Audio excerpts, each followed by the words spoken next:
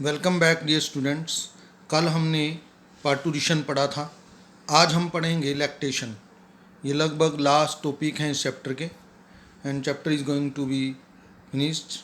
So what is lactation? It involve the synthesis, secretion and ejection of milk.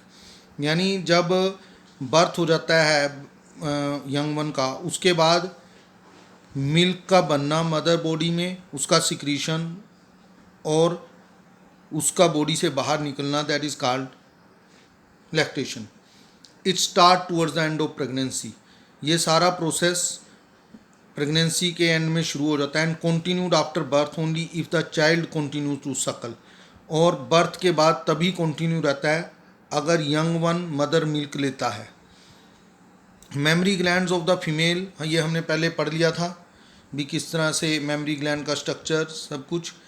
Mammary gland of the female undergo differentiation during the pregnancy. Pregnancy के दौरान mammary gland बन जाते हैं and start producing milk toward the end of pregnancy, हमने पढ़ लिया अभी।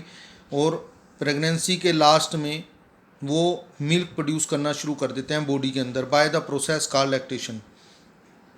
Milk synthesis is regulated in the female.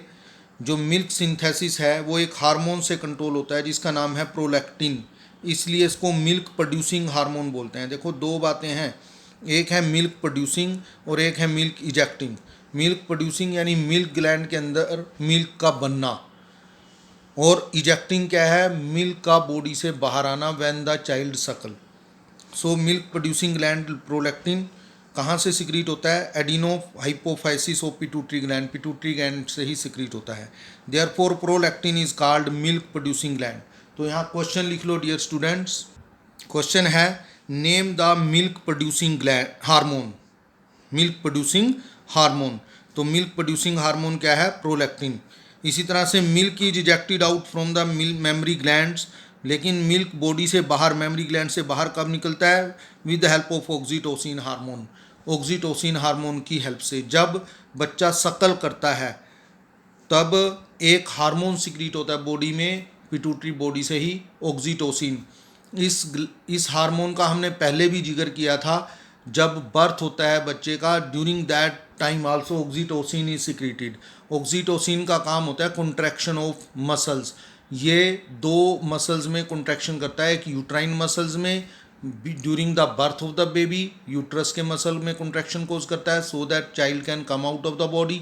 और जब मिल्क सकल करता है यंग वन, जो इन्फेंट है, 2 साल तक के बच्चे को इन्फेंट बोल देते हैं। जब इन्फेंट मिल्क सकल करता है उस दौरान भी ये पिट्यूटरी बॉडी से हार्मोन सिक्रीट होता है ऑक्सीटोसिन। वो ऑक्सीटोसिन ब्रेस्ट में जो मसल्स होते हैं मिल्क ग्लैंड के चारों तरफ, उनमें कॉन्ट्रैक्शन करता है so that milk can come out.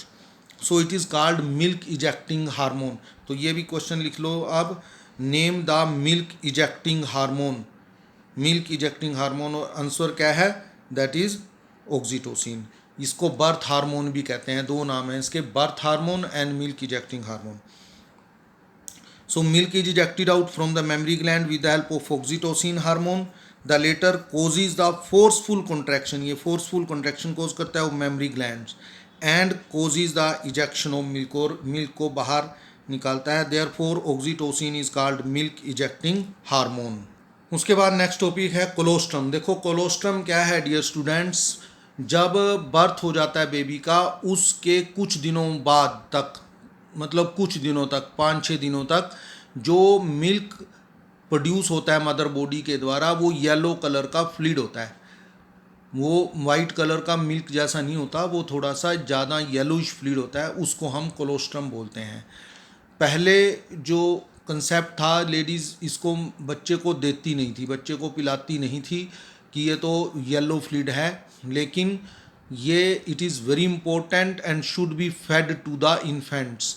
बहुत इंपॉर्टेंट होता है ये का, और ये बच्चे को ज़रूर पिलाना चाहिए because it contain the antibodies. इसमें एंटीबॉडीज़ क्या हैं? ये वो प्रोटीन हैं जो हमारी बॉडी को बीमारियों से बचाती हैं। तो जो कोलोस्ट्रम होता है, जो यानी शुरुआती दूध होता है मदर का, उसमें ये एंटीबॉडीज़ होती हैं जो बच्चे को बीमारी से बचाती हैं, इसलिए वो बच्चे कम बीमार होते हैं जो मदर मिल्क लेते हैं एज़ कंपेयर टू उन बच्चों से जो मदर मिल्क नहीं लेते हैं। ये कोलोस्ट्रम शुरुआती मदर मिल्क की बात है, बाद में भी मदर मिल्क में बहुत सारी एंटीबॉडीज़ आती रहती हैं। The milk produce during the initial few days of lactation, देखो milk produce during the initial few days यानी शुरुआती दिनों में of lactation is called colostrum. It contains several antibodies, इसमें काफ़ी सारी एंटीबॉडीज़ हैं। मैंने बताया एंटीबॉडीज़ वो प्रोटीन हैं जो बीमारियों से बचाती हैं।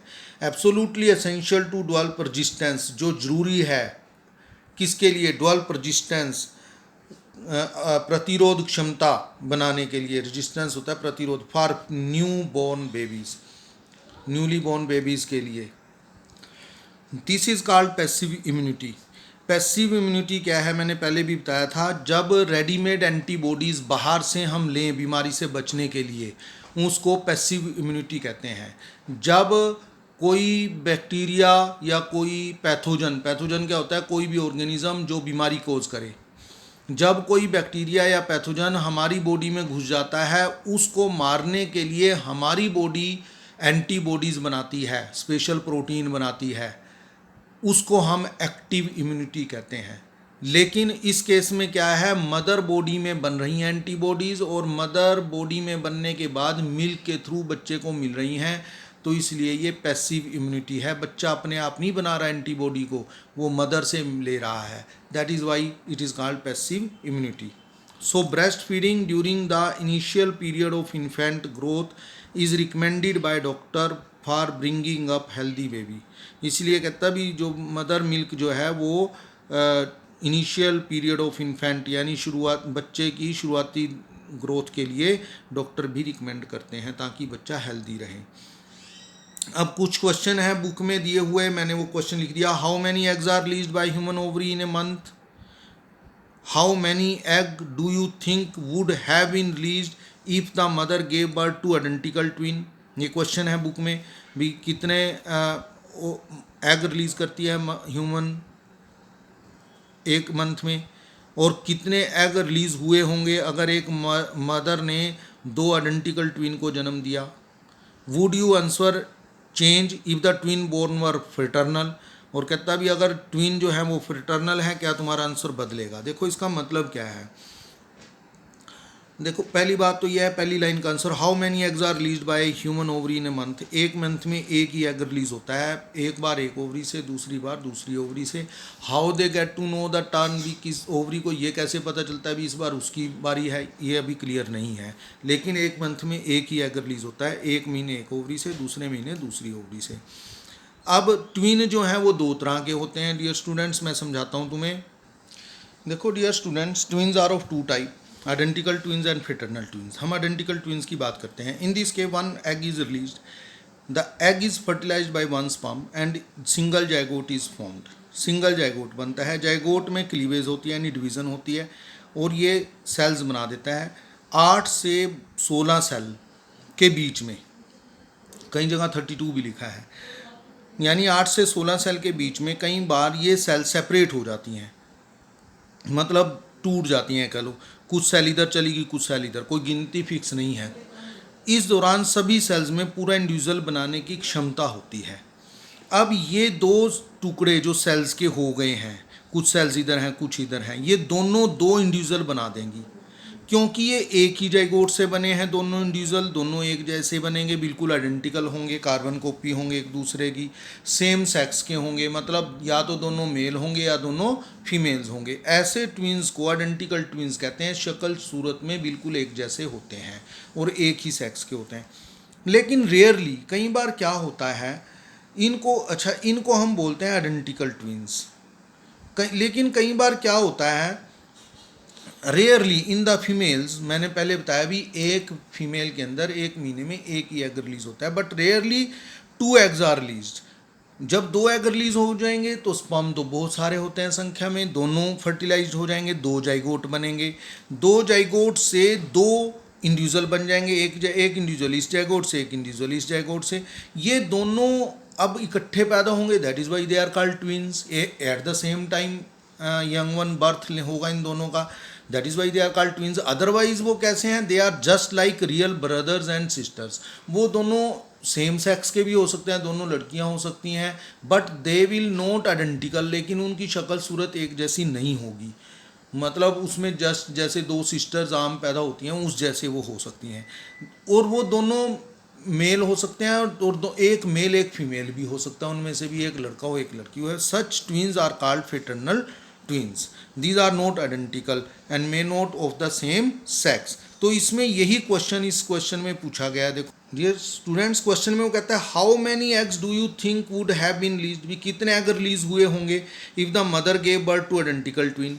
अगर आइडेंटिकल ट्विन होते हैं तो आइडेंटिकल ट्विन में मैंने बताया एक एग रिलीज हुआ होगा। तो इसका आंसर क्या है, 1 egg is released by the mother in case of identical twin. हमने नीचे नहीं लिखा ये आंसर, ये लिख लो तुम, 1 egg is released in case of the identical twin.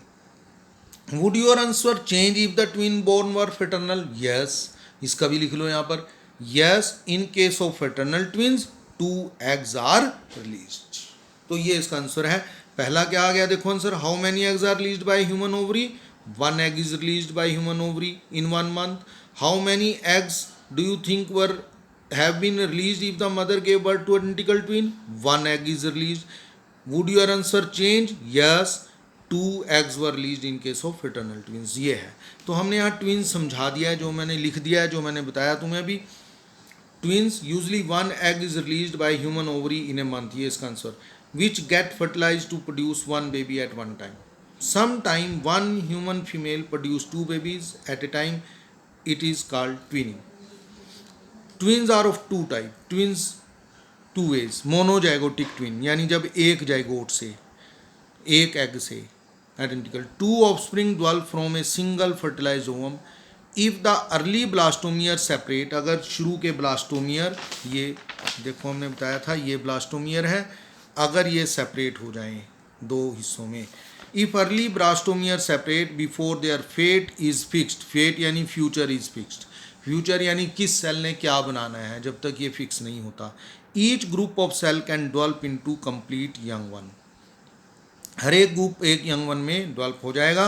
The offspring develop in this way will have same sex, ये इस तरह में जो प्रोड्यूस होंगे वो एक ही सेक्स के होंगे, विद आइडेंटिकल जेनेटिक कैरेक्टरिस्टिक्स, एक जैसी जेनेटिक होगी उनकी। So these twins develop from a single egg. Fraternal twins 2 eggs may be released, जरूरी नहीं है 1 from each ovary, may be release simultaneously एक बार में। Both are fertilized by different sperm, दोनों को अलग अलग स्पर्म फर्टिलाइज करेंगे। Each zygote develop into young one, दोनों जाइगोट हर एक जाइगोट एक यंग वन में, यानी 2 जाइगोट से 2 young one. Such young ones are genetically different, वो जेनेटिकली डिफरेंट होंगे, उनकी जेनेटिक कंपोजिशन अलग अलग होगी, क्रोमोसोम उनमें अलग अलग तरह के होंगे। दे मे बी ऑफ सेम और डिफरेंट सेक्स, वो एक किसी सेक्स के हो सकते हैं, दोनों मेल हो सकते हैं, दोनों फीमेल हो सकते हैं, या फिर एक मेल एक फीमेल हो सकता है। They are also called 2 egg twins. Rarely in mammal including human, a single fertilized egg may give rise to 2, 4 or identical embryos. This condition is called polyembryony. Now we come to the एक और question तुम्हारी book में दिया है, question number मैं बता दूंगा अभी देखकर। How many eggs do you think were released by the ovary of a female dog which gave birth to 6 puppies. कहता है एक डॉग है, उसने 6 बच्चों को जन्म दिया, उसमें कितने एग रिलीज हुए होंगे।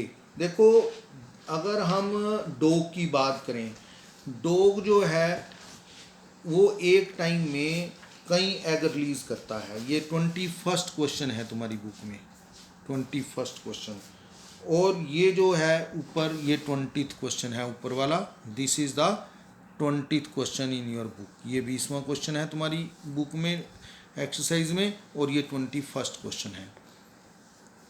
तो कहता भी अगर एक डॉग ने 6 बच्चों को जन्म दिया तो उसने कितने एग रिलीज किए। देखो जो रोडेंट्स हैं वो पोली ओवुलेटरी होते हैं। पोली ओवुलेटरी का मतलब वो large number of egg release करते हैं एक बार में ही। जैसे ह्यूमन फीमेल तो एक बार में एक एग रिलीज करती है, लेकिन डॉग्स में काफ़ी सारे एग रिलीज होते हैं। तो जितने बच्चों को उसने जन्म दिया उतने ही एग उसमें रिलीज होते हैं एक बार में। तो जिसने 6 बच्चों को जन्म दिया इसका मतलब उसने एक बार में 6 एग्स को प्रोड्यूस किया, यही लिखा है यहाँ। In case of dogs, rodents etcetera in case of dog, rodents etcetera several eggs are release per cycle called ovulatory, यानी कई एग्स रिलीज होते हैं, which get fertilised by different sperms, जो अलग अलग स्पर्म से फर्टिलाइज होते हैं, to give rise to several embryos और young ones. For example, if a female dog gave birth to 6 puppies, it must have released 6 ova which get fertilized by 6 sperms. So this is the end of our this chapter dear students. मैंने लगभग तुम्हें question NCERT के जो पीछे हैं वो भी सारे इसमें कवर कर दिए हैं. अगर तुम्हें कोई क्वेश्चन नहीं आता है, तुम मुझे, मेरा व्हाट्सएप नंबर है, लिख लो तुम, मैं यहाँ लिख देता हूँ, उसको नोट कर लो, 9416096155. ये मेरा व्हाट्सएप नंबर है, तुम इस पे वो क्वेश्चन पूछ सकते हो. I will try to answer this. तुम इसमें भी लिख सकते हो लिंक पे, मैं तुम्हें कोशिश करूँगा कि उसका आंसर दे दिया जाए. Thank you.